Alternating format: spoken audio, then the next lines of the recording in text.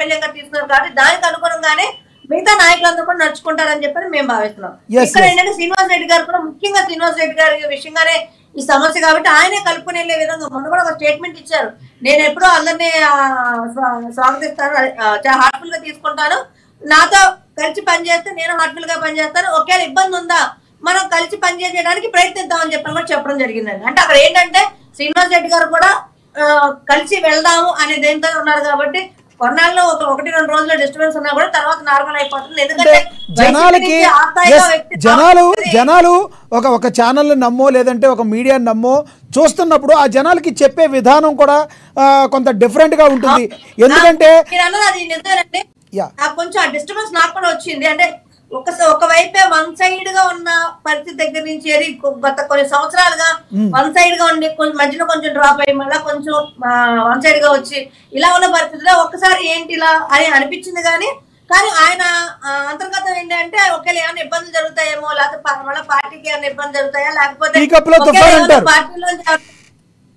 పార్టీలో ఎవరైనా తీసుకోవాలన్నా కూడా ఏమైనా కూటమితో చర్చించాలన్నా లేకపోతే ఏంటి అనేది మరి ఇంకా ఆయన ఎందుకు అంత మాట్లాడారనేది మనకు అర్థం కాలేదు. కానీ ఇక్కడ పార్టీలో ఎవరైనా వ్యక్తుల్ని పెద్ద వ్యక్తులు తీసుకునేటప్పుడు ఖచ్చితంగా పవన్ కళ్యాణ్ గారి నిర్ణయమే అల్టిమేట్.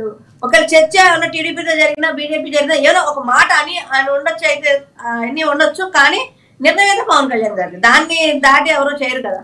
కంక్లూడ్ చేయండి ఈ టాపిక్ మీద మీరు ఏమనుకుంటారో కంక్లూడ్ చేయండి. చేసిన మాట వాస్తవం.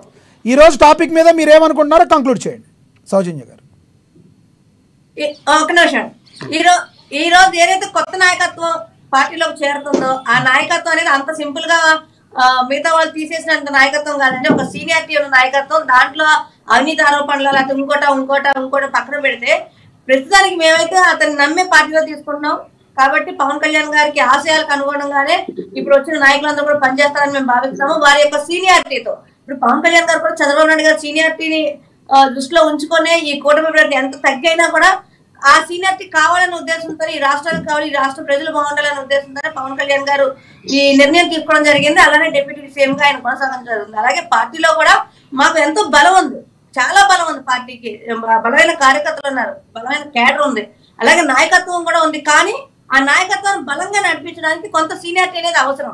సో ఈ రోజు వచ్చే సీనియర్ నాయకులు ఎవరైతే ఉన్నారో వాళ్ళు పార్టీకి బలం అవుతారు, బలంగా ఇక్కడున్న నాయకత్వాన్ని బలపరిచి పార్టీని మరింత బలోపేతం చేయడానికి ఉపయోగపడతారని చెప్పని మేము భావిస్తున్నాం. దాంట్లో కొన్ని ఇబ్బందులు ఉన్నాయి, ఈవెన్ నేను కూడా కొన్ని ఇబ్బందులు పడిన పరిస్థితులు ఉన్నాయి వచ్చిన నాయకుల వల్ల. కానీ అయినప్పటికీ కూడా వారితో కలిసి మనస్ఫూర్తిగా పనిచేస్తాం, పార్టీని బలోపేతం చేసుకుంటాం. రైట్, చౌదరి గారు కంక్లూడ్ చేయండి సార్.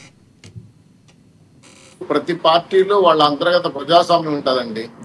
ఆ ప్రజాస్వామ్యంలో ఏ పార్టీ దూరదు, ఎవరి నిర్ణయాలు వాళ్ళు ఉంటాయి. సో జనసేన పార్టీకి చీఫ్ అలాగే వాళ్ళ అధ్యక్షుడు పవన్ కళ్యాణ్ గారు ఆ నిర్ణయం అనేది వాళ్ళ పార్టీ శిరోధార్యంగా భావిస్తారు.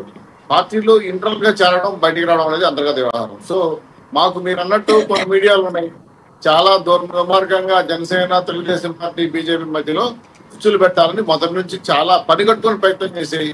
దాని మీద మేము కూడా బాగుపడ్డాము, అందరికీ మా పార్టీ కార్యకర్తలు కూడా చెప్పాము. సో వాళ్ళు ఏం చేయలేము, ఎందుకంటే వాళ్ళు ప్రైవేట్ మీడియాలు, మా పార్టీ కాదు, వాళ్ళ వాయిస్ తెలుగుదేశం పార్టీ వాయిస్ కాదు. వాళ్ళ అభిప్రాయాలు చెప్పుకో తప్పే ఉంది, బాగుపడటం స్వేచ్ఛ ఉంది. కాబట్టి ఏంటంటే పార్టీలో చేరికలు తీసివేతలు అనేది ఏ పార్టీ కాబట్టి జనసేన బీజేపీ తెలుగుదేశం పార్టీ వాళ్ళకి ఫ్రీడమ్స్ ఉంటాయి. ఆ పార్టీ చీఫ్ గా ఉన్నటువంటి అధినేతలను తీసుకుంటారు. ఇప్పుడు బాలినేని వారు చేరటం వల్ల జనసేనకి బలం చేకూరుతుంది. కాకపోతే తెలుగుదేశం పార్టీతో ఆయన గొడవలు ఉన్నాయి కాబట్టి లోకల్ గా పవన్ కళ్యాణ్ గారు, బాబు గారు, లోకేష్ గారు బీజేపీ నాయకులు కూర్చుంటారు, వాళ్ళ సమన్వయ కమిటీలు కూర్చొని ఏ కేసులో చూసి తీసేయడానికి ప్రయత్నం చేస్తారు. అది మాకున్న 10 ఏళ్ళు 15 ఏళ్ళు మా పార్టీ అంతర్గతంగా 3 పార్టీలు కలిసి నడవాలని డిసైడ్ చేసుకున్నాం, దాన్ని మార్చలేము. కాకపోతే తెలుగుదేశం పార్టీ జనసేన బీజేపీ బలపడతా ఉంది. రాబోయే 29 మేమే గెలవబోతున్నాం, అనుమానం అక్కర్లేదు. కాకపోతే మా నాన్న లక్ష్మణరావు లాంటి మా సోదరుడు చాలా కష్టపడతాడు పార్టీ కోసం. ఇటుగా అడుగు వెళ్ళిపోకుండా చర్యలు రమ్మని వచ్చేస్తే కూడా హ్యాపీ ఫీల్ అవుతాం. మరి ఆయన నిర్ణయం ఆయన సొంతం తీసుకోవచ్చు. కాకపోతే రాష్ట్ర పరిస్థితులు చూసా జగన్మోహన్ రెడ్డి గారికి మళ్ళీ ఆ స్థానం కల్పిస్తారా అనేది కానీ ప్రశ్నార్థకంగా ఉంది. కాబట్టి లక్ష్మణరావు గారికి మా సిస్టర్ వాళ్ళు ఇచ్చిన ఆఫర్ ని యూజ్ చేసుకుంటే బాగుంటుంది నా సలహా. చివరిగా అంశం ఏంటంటే ఈ రోజు రాష్ట్ర వ్యాప్తంగా దేశవ్యాప్తంగా పెద్ద అల్లరికి కారణమైంది దేవాలయాలపైన దాడులు. సో ఇవన్నీ కూడా వాళ్ళ పతనానికి నాందిగా మారిపోతున్నాయి. కాబట్టి ఇంకా మెరుకోకపోతే మాత్రం మనమే సెల్ఫ్ గోల్ వేసుకున్న అవుతాం. రెండు బాలినేని లాంటి పెద్ద పెద్ద నాయకులు వెళ్ళిపోతా ఉంటే ఇంకా పార్టీ బతుకుంటుందని, మళ్ళీ గెలుస్తుందని పవన్ కళ్యాణ్ జగన్మోహన్ మాట్లాడారండి. 5 ఏళ్ళు కళ్ళు మూసుకోండి మళ్ళీ మనం అధికారంలోకి వస్తామని. దాంట్లో అర్థాంతమో తెలియదు మాకు కూడా. సో ఆయన నాయకులు క్రెడిబిలిటీ ఎంతవరకు అనేది వాళ్ళు నిర్ణయాలు తీసుకుంటారు.